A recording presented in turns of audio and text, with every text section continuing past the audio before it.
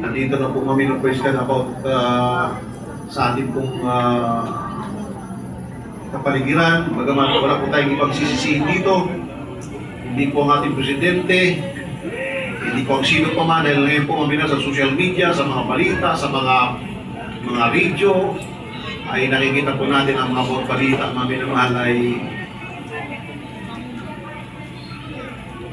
ano bang mabuting balita, mga minamahal, wala ibang mabuting balita, kundi ang salita ng mahal ng Panginoon. Kaya mga kapatid, yung ating pong titingnan, mga minamahal, ang mga bagay po ngayon, yan po ay matagal na pong sinabi ng mahal ng Panginoon. 2,000 years na maminamahal ngayon po, 2026 na. Lagpas na po, maminamahal sa 2,000 years. Ngayon po ay nasa 2026 na po tayo. Sabi, napakatagal na po itong sinabi ng mahal ng Panginoon. Kaya nga, nang kinausap siya ng mga apostoles ng separate, maminamahal sa bundok ng Olivo, nang ipag-uusap ang mga apostoles. Ang sabi ng mga apostoles, Panginoon, ano ang magiging tanda ng pagbabalik at muli ang nakatapusan ng mundo?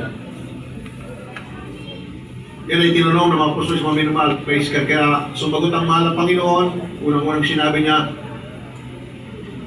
mag-ingat kayo na kayo huwag mailigaw ni naman.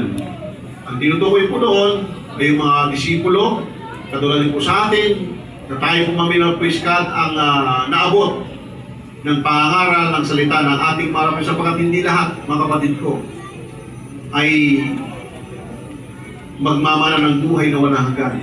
Sabi nga ng Bible, that whosoever believe in him should not perish but have everlasting life. Sabi po ng John 3:16.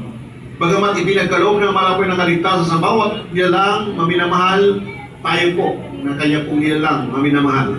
Sapagkat ang mga hayop, ang mga puno na may mga buhay din, kaiba po sa atin mga sapagkat tayo po ay may soul. Meron po tayong body, meron po tayong mamilapriskat, yung spirit maminamahal, na dati po, ito po mamilapriskat, nung si Adra at si Eva ay nasa Garden ng Eden, ay naalis po ito mga kapatid. Kaya kailangan po natin maminamahal na tayo po ngayon na naligipan ng Espiritu ng Diyos mamilapriskat. Tayo po ay magpatuloy, sapagkat yan po pinapangalan natin ang mahal na pastor, na laging nire-remind ang kapatiran, maminamahal tayong lahat ay nire-remind na tayo po maminamahal ay magsikap, sapagkat anytime pag nag-take place ang rapture, tayo po ay makakasama sa pagdagit ng malapay sa mga banal, maminamahal. At ang masaklang po kapag tayo po ay naiwan, mayroong mga kaligtasan, pero dadaan po tayo sa greatest tribulation, maminamahal. Pugutan ng ulo, tatakan ng 666, na ngayon na po maminamahal praise God. Ito ang sabi ng Bible, maminamahal sa Matthew chapter 24 verse 6, maminamahal praise God, na sabi nga po dito, and shall hear of wars and rumors of wars, see that ye be not troubled, for all these things must come to pass, but the end is not yet. Sa wikang Tagalog po, maminamahal, at makakarinig kayo ng mga digmaan, ng mga lingaw-ngaw, ng mga digmaan. At mga lingaw ng mga digmaan, ingatan ninyo na huwag kayong magulumihan.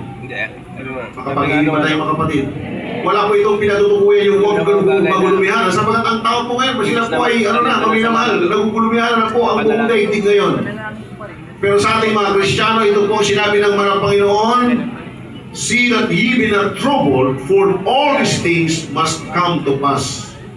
Hindi na po tayo pwedeng maminamahal. Wala na makapigtigil po ito. Maminamahal sa mga itong apoy na hinayag ng mga Panginoon sapagkat kinakailangan ito yung mangyayari, dalakwat, hindi pa ang wakas. Nung dumating po yung pandemic, maminamahal, na 2019, maminamahal, akala po natin talagang parang yun na yun, sapagkat maminamahal, yung kung kanta po na maminamahal, the marketplace is empty. No more traffic in the streets.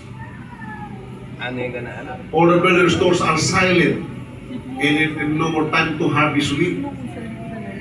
Kaya sabi ko, nung panahon na maminamahal, parang napakalapit na maminamahal. Pero sabi ko dito, hindi pa ito ang wakas maminamahal.